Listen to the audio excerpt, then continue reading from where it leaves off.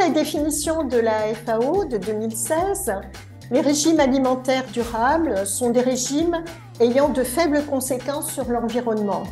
Ils contribuent aussi à la sécurité alimentaire et nutritionnelle, ainsi qu'à une vie saine pour les populations actuelles, mais aussi les générations futures.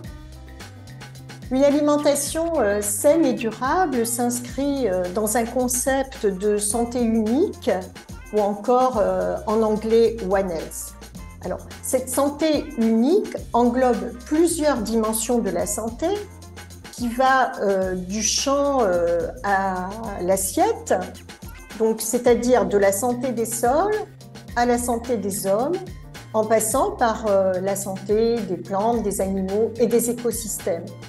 Ainsi, mieux guider les choix alimentaires des consommateurs permet de contribuer à cette santé unique ou dite encore santé globale. On observe vraiment une première chose, c'est une forte montée des préoccupations des consommateurs français vis-à-vis du changement climatique. Les consommateurs vont choisir deux stratégies. Une première stratégie, ça va être de changer le contenu de leur assiette, ce qui va les aider à réduire leur budget alimentaire. Donc ils vont limiter le gaspillage alimentaire. Ils vont manger moins de viande et consommer plus de légumineuses. Et c'est vraiment ce qui se met en place ces derniers mois. La deuxième chose, c'est qu'ils vont, pour un même produit, essayer de choisir des produits qui préservent l'environnement.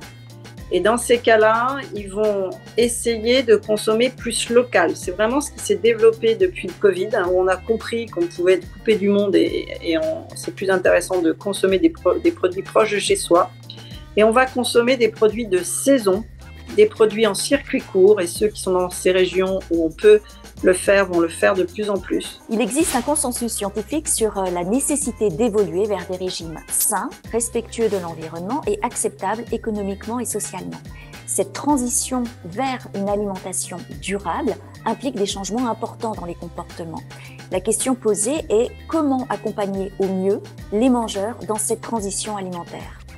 Un des leviers qui me semble important à prendre en compte renvoie aux perceptions, aux représentations parfois non conscientes des mangeurs envers leur alimentation. Par exemple, dans une étude, nous avons interrogé des participants pour comprendre comment ils envisageaient l'alimentation durable. Et il est intéressant de noter que pour une majorité d'entre eux, ce qui est durable, c'est ce qui dure pour soi, ce qui tient au corps, ou ce qui apporte de l'énergie pour longtemps. Donc on est loin de la définition de la durabilité des experts. Il me semble donc fondamental de partir des perceptions des mangeurs pour favoriser une bonne communication entre experts et non-experts et ainsi stimuler au mieux cette transition alimentaire. L'alimentation durable est une thématique qui intéresse les diététiciens, comme l'a montré l'enquête menée conjointement entre l'AFDN et Nestlé au printemps 2022. 81% des diététiciens répondants disent déjà intégrer les principes de l'alimentation durable à leur pratique.